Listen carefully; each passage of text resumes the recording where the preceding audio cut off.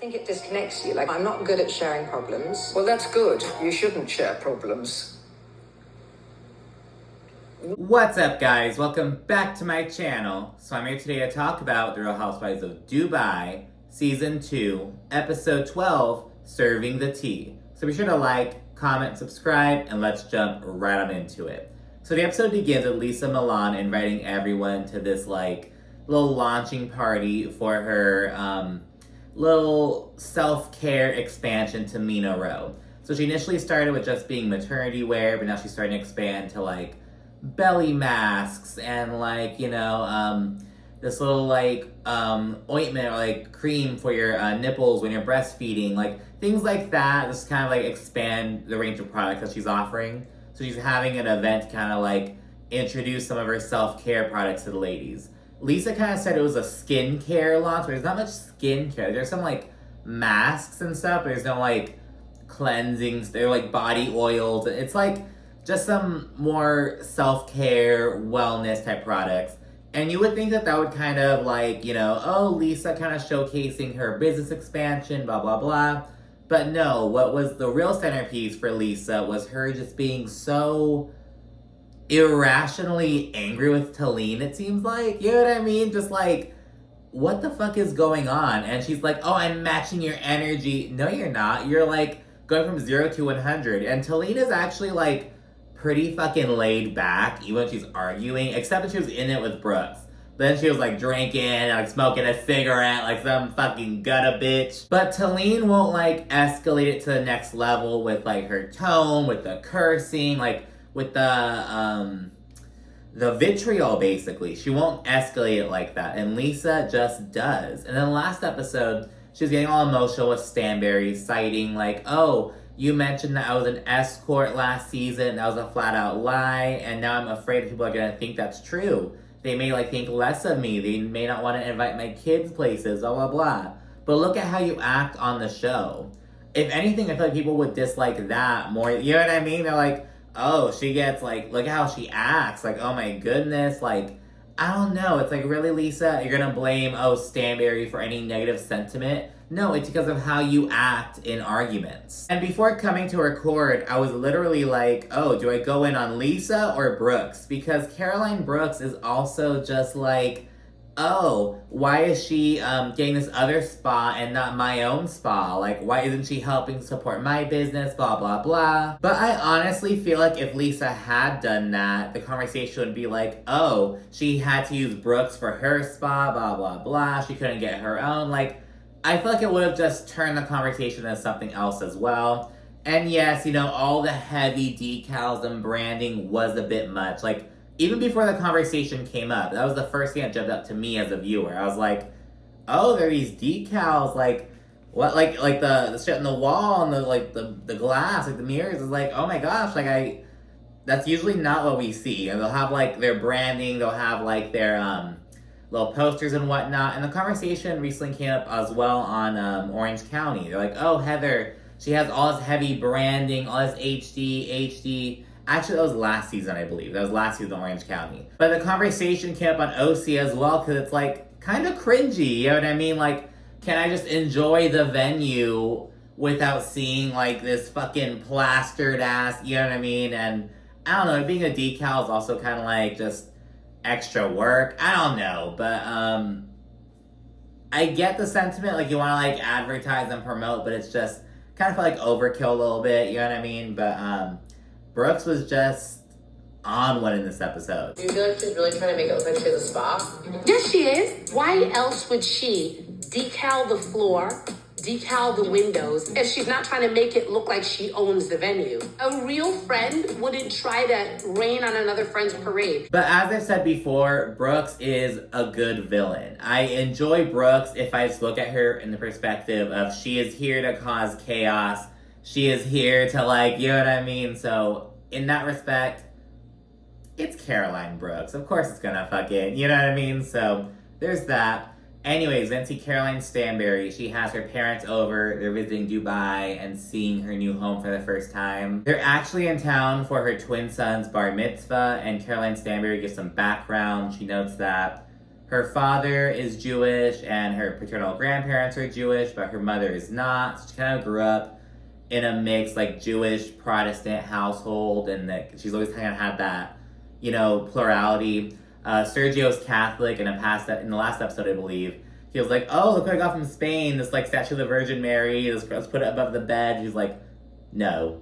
So, like, you know what I mean? Just, like, talking about that. And she knows that they just built a synagogue in Abu Dhabi, and there's, like, a church next door, and just seeing all these religions coexist in the UAE. She kind of speaks on that for a little bit. She then segues to, like, the conversation with her mother about her hypnotherapy, and she says that her hypnotherapist is taking her back to boarding school. And the mom's like, well, yeah. And they both agree that, you know, boarding school is now kind of outdated, but back then it was what you did if you had money. And, you know, it's still kind of a thing now. I feel like now people turn to private schools before boarding schools, but even then, you know, there are a number of prestigious boarding schools up in, like, the Northeast and whatever, and a lot of them are also day schools, but if your family doesn't live in the area, it's a boarding school, you know? So it's still a thing, but again, I feel like private schools kind of, like, took it over a bit more, at least here in the US, but they're not gone, you know what I mean? And the mother does kind of stand by, like, you know, that was just a thing you did. I feel like it teaches people discipline and relationship building, but Stanbury's like, no, I think it stunts your relationships, and it makes it difficult to, like, open up to other people. And the mom's like, well, you shouldn't be sharing your problems. Like, again, it's just like that mentality, like, you know, oh, you keep things to yourself, you don't talk about things, like very like Kennedy family kind of vibes. Like, there are all these dark horrors they just don't talk about, you know what I mean? Like, oh my goodness. But they kind of just address that for a bit, and they then segue to discussing how Stanbury's on the fence about having a baby for Sergio. It ultimately comes down to how Stanbury's like, I know that Sergio wants an heir. He wants someone to, you know, pass on his name to, blah, blah, blah. But Stanbury's like, I don't know if I want to commit to that. And she says, though, that she doesn't want to regret not having a baby for him because she loves Sergio. But she isn't sure if she wants to do that. Which I appreciate her honesty, but it's like, again, they're both, like I said in the last recap, they're both just, like, playing dumb a little bit about, like, what the other wants. Sergio knows Stanbury doesn't want to do that. Stanbury knows that Sergio, he wants a baby, and he doesn't want to adopt, he doesn't want to do a surrogate. He wants his wife to carry his baby, and that's, you know, and I don't know, they're just kind of delaying the inevitable, I feel, but, you know, whatever. We then see Lesa's launch. Again, she notes that it's the first time that Mina Rowe is expanding beyond maternity wear. And it turns out that Talene kind of invited herself to, like, do, like, a physical health kind of segment of the activity, like, kind of like a yoga-based segment. So while Lesa and Talene were meeting up, Talene was like, oh, you know, have you thought about incorporating, like, a physical health component? Like, I work with a lot of people in my business. And note that Talene did point out that she does have a fitness business. It's called, like, Tal's Fitness or something. She basically just has, like, workout equipment, gets all these women together to, like, work out in, like, a safe, supportive environment. And it's just like that. But she doesn't have, like, a facility. And I think maybe what Lesa was kind of referring to later on. Anyways, we were chit-chatting. Talene kind of invited herself to, like, give a fitness segment, and Lesa was down for it. But Lesa didn't seem to ask Talene to do this. You know what I mean? It seemed like Talene kind of invited herself. And I'm saying that because Talene was like, oh, Lesa asked me to do this. No, it seems like you invited yourself. But who knows? Maybe Lesa wanted to ask her to do it because, you know, why else would Lesa and Talene be meeting up one-on-one? They don't really seem to have that kind of, like, bond or anything. But who knows? You know, we saw Talene and Saba, like, working out in a past episode. So, you know, they form these little relationships. But yeah, Talene felt like this opportunity lined up with her brand. So she took a shot. So she's there giving a yoga session.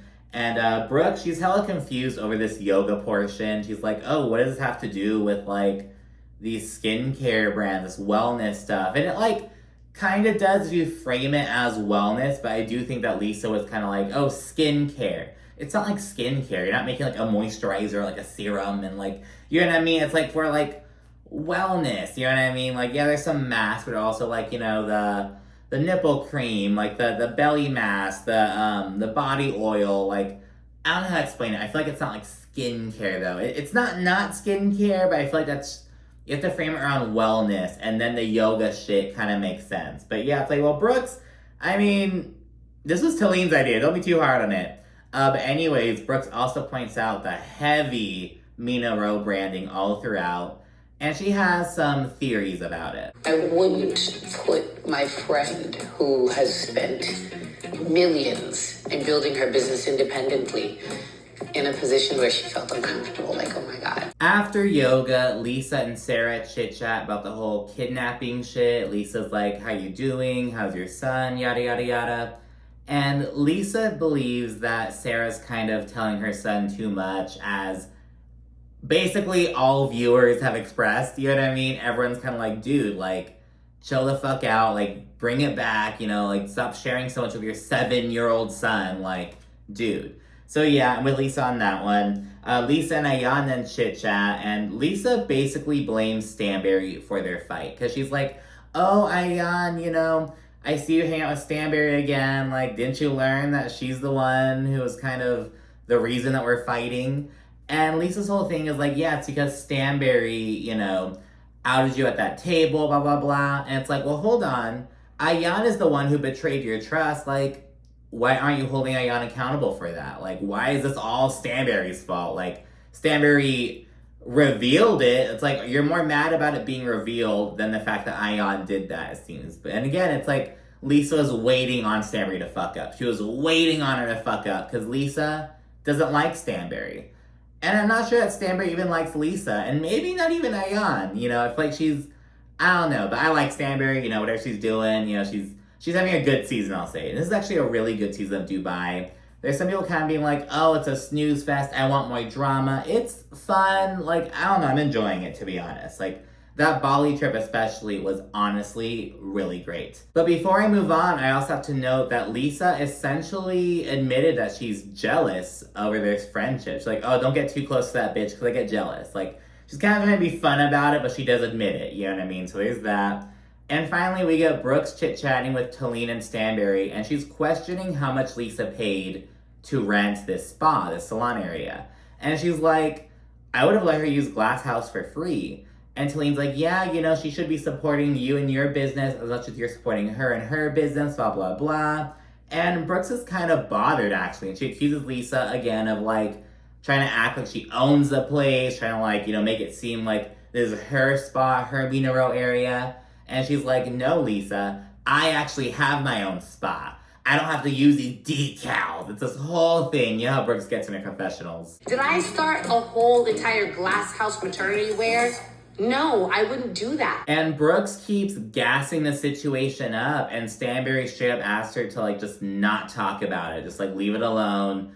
Just, like, get over it. It's not a big deal. But Brooks is just keeps on going. And Talene's kind of, like, supporting her and shit. And it's like, Brooks does not need any more support with that shit. But anyways, Sarah and Saba then go to dinner, and they chit-chat about all the Akeem drama. And Sarah says that there's arguing, and she's just like, I just don't know if this is just working. Because she says she refuses to settle again. She's like, I had bad relationships in the past. I'm a single mother because I settled. I don't want to settle anymore. And she adds that she needs someone who's, like, done the work already. She needs someone who's already worked on themselves. But Sarah later admits that, like, she's afraid to, like, not afraid. She, like, doesn't like quitting on people. She, like, she feels guilty when she tosses people aside, because she says that, oh, I feel like I'm on this earth to heal people. And it's like, girl, like, again, it's this fucking martyr-ass bullshit. Oh, I'm struggling, but I'm here to help him. I'm helping him. Girl, help your fucking self. Help your son. Like, dude, as you're trying to, like, help all these other dudes, like, what do you, like, pour that energy into your son and actually, like, oh, I don't know, girl. That's probably bad to say, but you know what I mean? It's like, dude, like, you have people in your life to help. You know what I mean? You don't have to find these fucking strays. Like, pour that shit into your family, your parent, like, your businesses. You know what I mean? Like, shit. And on top of the Akeem drama, Sarah also says that she's like, talking to the police every morning. She has to go to the courthouse for like shit with the nanny and everything. So she's just like going through a lot. She says that she's tired of being Superwoman. Saba then speculates that Akin, who is much less successful than Sarah, is trying to like control her to feel like a man. And she says that Sarah needs someone who's on her level. But again, Sarah's whole thing is like, I want to help people. I'm here to help people. So that's not gonna happen because she doesn't have to help someone who's on her level. I don't know, but Sarah really has to work on that and addressing her like martyr complex. I don't know what the fuck she has going on, but it's just like, girl, really? Then finally, Talina and Rafi, they invite all the ladies and their husbands for a little staycation. She notes that Dubai has 2 7-star hotels. I think they're in one of them. That's not like confirmed, but she notes that, you know, Dubai is perfect for staycations, you know what I mean? After settling in, they all go golfing, and during which, Lesa tells Talene that she heard that Brooks was complaining at the event. She actually says that one of the masseuses told her that she refused services, blah, blah, blah, there was a conflict of interest. And Talene kind of briefly gives her the rundown of like, oh yeah, Brooks is kind of bothered. She had like some feelings about it, blah, blah, blah. But she tells Lesa to talk to Brooks. And Talene, I like you, but here you are telling Lesa, oh yeah, talk about it with Brooks. And then while Lisa's doing so, you're there chiming in, jumping in. And she's kind of doing the same thing that Sarah was doing earlier this season. Like, oh, I'm here advocating for Brooks. I'm trying to like sticking up for Brooks when she's very capable of doing it herself. Like, I don't know, is it like, do they chime in because Brooks is like drinking too much to like properly defend herself in that moment? Is it like, I don't get what the thing is. It seems like it's more than just defending your friend, in my opinion. Shortly afterward, the ladies all kind of leave the husbands to do their golfing thing while they get some refreshments. Immediately upon sitting down, Lesa confronts Brooks about the bullshit. And Brooks explains her rationale that she's like, oh, I have this like multi-million-dollar business that I'm doing on my own. I feel like you aren't supporting me when I could have like, it could have been an opportunity to like highlight both of our businesses. That's basically like the vibe that Brooks is running with. And Lesa explains it away. She's like, you know, you weren't in my thoughts or my party planner's thoughts. Like, I wasn't being malicious. It just is what it is. I'm sorry. So that kind of gets nipped in the bud. Brooks then mentions all the Mina Rowe branding. And Lesa responds to it. And after that, Talene basically emphasizes just how heavy the Mina Rowe branding was. And this sets Lesa off. If you don't have a business, you don't own a business, when you do throw a line and a launch of your own, not somebody else's business. Going to a Mina Rowe event, you're going to see Mina Rowe everywhere. You want to lower your voice No, with me? I don't, because you get on my nerves. I you don't have to talk to me like that. And in the confessional, she explains that last season, there are all these allegations, like, oh, you steal designs, blah, blah, blah. Like, all this shit about her business was just getting, like, thrown at her. And now she's here doing this great event and whatnot, and they're still shitting on her. They're looking for shit to pick at. So yeah, she says that, and that's kind of explaining why she's so defensive. But it's like, girl, Talene wasn't even on last season. And it's like, again, the branding was a bit much. The decals were over the top. And not like a, oh, how great is this? Oh, how grand type of over the top. Because it's just shit plastered onto a wall. But it's just kind of like, that just feels unnecessary. You know what I mean? So I don't know, but then Lesa just goes in on Talene, and she's like, oh, you know, if you had a business to promote, you would understand that you, like, would plaster ever if you have an event, blah, blah, blah. Just saying that Talene doesn't have a business, but it's like, girl, she, like, collaborated with you. But again, I think it's kind of like, oh, Talene doesn't have, like, a storefront, like, an area. But I don't think Lesa does either for Mina Rowe. I don't know what Lesa meant with that, but, I mean, yeah, just shading Talene's business, I guess. And it's like, not all businesses are the same, but it's like, you don't have to fucking, like, yeah, she has a business. It may not be the same type of business as Mina Rowe. It may not be as, like, on the same level, but it's like, she has a business. Like, come on. And Talene's like, look, I'm just explaining Brooks's perspective because she was very upset about it. And I think Talene's mentioned a bit more, like, here are some of the messages that Brooks sent me, just showing how upset she was about it. This is why I was chiming in, blah, blah, blah.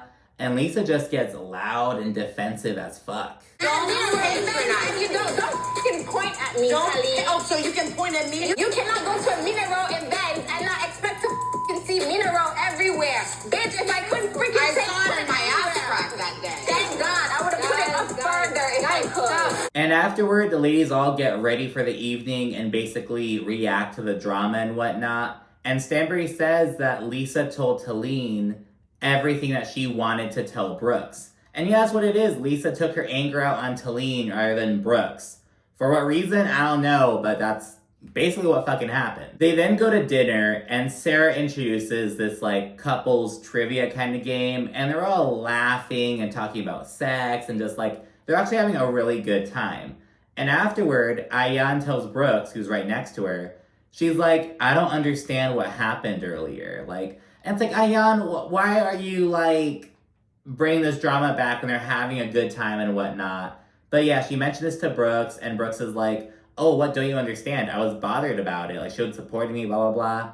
And Ayan speculates that Brooks is upset because she's jealous. And Brooks, of course, denies this, but Ayan keeps repeating it. It's actually pissing Brooks off. Brooks then addresses Lesa and assures her that, you know, I'm not jealous, blah, blah, blah. In the confessional, she's like, jealous of what? I have my own spot. What the fuck am I jealous of? These decals?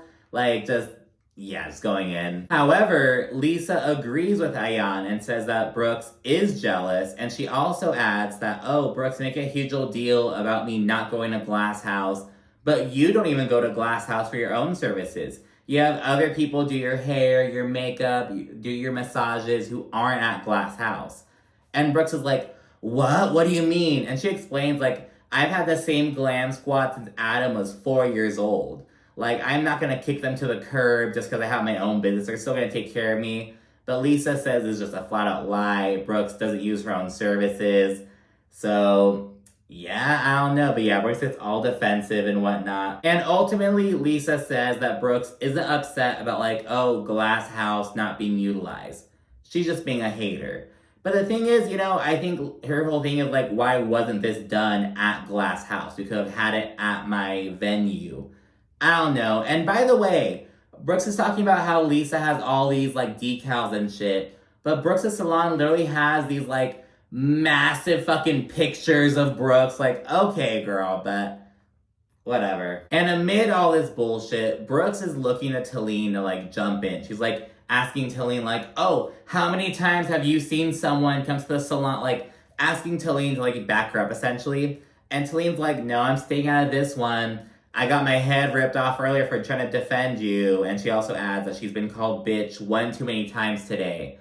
Then Lesa, because it's Talene, Rafi, Lesa, then Rich, like, next to each other, basically. She looks at Talene and is like, because you're acting bitchy, Talene, I'll call you a bitch again. It's this whole fucking thing, and it's like, Lesa, dude, are you fucking kidding me? And she has the gall to say that Talene was getting all loud and shit at the table, and Talene's like, I love that you forget when you get loud. And Lisa's like, I was matching your energy. No. Let's rewind the tape. Was Lesa matching Talene's energy? You cannot go to a Minero event and not expect to see Minero everywhere. Bitch, if I couldn't freaking say saw it in my ass crack that day. thank God, I would have put it up further if I could. And Lesa just goes in right there in front of everyone. She adds that Talene was being loud and ghetto, and it's like, really, girl? I don't think Talene's the one acting ghetto. Like, really? The fact that you had the audacity So we're going to for get qualification. Yes. The So fact who's that you trigger is in my mine mouth? You called me a bitch. Yeah. I'll say it to you. And I will call you a bitch again if you keep acting like one. You are so trashy. You are ghetto. The fact that you had the audacity to even address me and my business. Lesa really, she's just so much. She just goes 0 to 100. Ayan points out that, like, you know, yeah, Talene's annoying, but Lisa's doing too much. She adds that, like, their husbands are there. It's just not cool. So this just adds another layer to kind of the tension between Lesa and Ayan as well. Because Ayan's like, look at how you're acting, Lesa. Like, oh my gosh. And Ayan notes that she wanted to tell Lesa to, like, calm down. But she's like, I'm not going to embarrass my friend in front of other people. Unlike Lesa. You know what I mean? And yeah, it's just so fucking much. And this whole time, Brooks is mute. Not saying anything. And it's just like, you're just such a shitty friend, Brooks. But yet for this episode, so you know what you think down in the comment section. You should also like and subscribe. And of course, stay tuned for more. Thank you for watching. Bye.